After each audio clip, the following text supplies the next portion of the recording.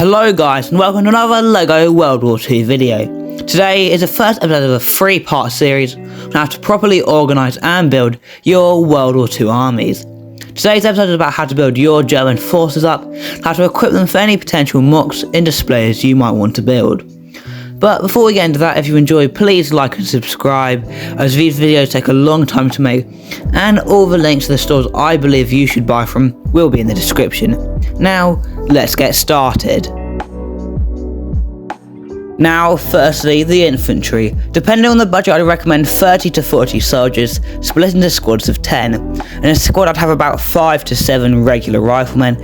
Again, depending on the budget, I'd get high quality weapons, such as ones on JD Brick's store, or off other high quality shops, such as United Bricks, though their prices are a bit more.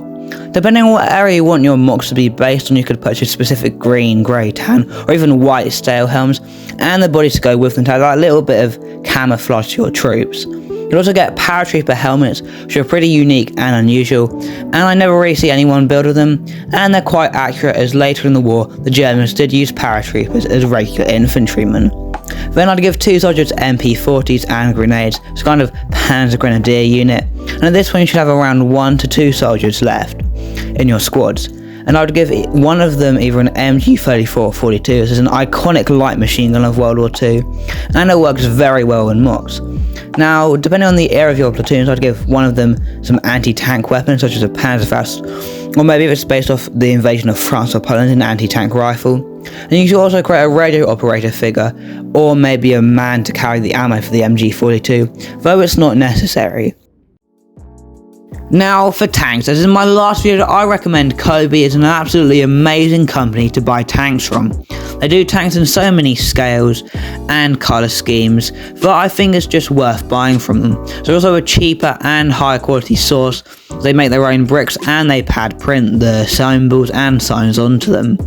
Now, what tanks do I think you should get? I think you should need at least one Tiger 1, then some sort of medium, whether it's an up-armoured and up-gunned Panzer IV, 3, or maybe even a Panther, and then a tank destroyer. Depending on the area, you could get a Jag Panzer, a Marder 3, or maybe even a Jag Panther if you're willing to do that.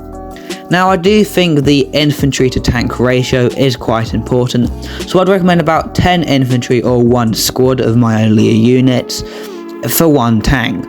I think it's quite a amazing kind of ratio, and I think it works quite well in displays.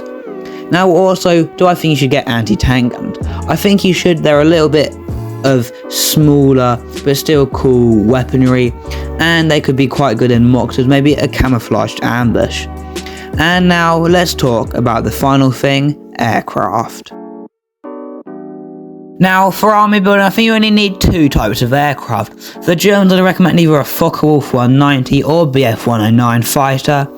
And if you wanted a bomber plane, I wouldn't get any of like the Heinkel 111 bombers, as they weren't really using the ground attack role. I'd get a Stuka dive bomber, as they're very iconic and pretty cool. In conclusion, I hope you enjoyed this video. It took quite a long time to make, as I've edited this one much more than I would have normally done. And I hope you've enjoyed it, as this is the first episode of a 3-part series on how to build your World War II armies.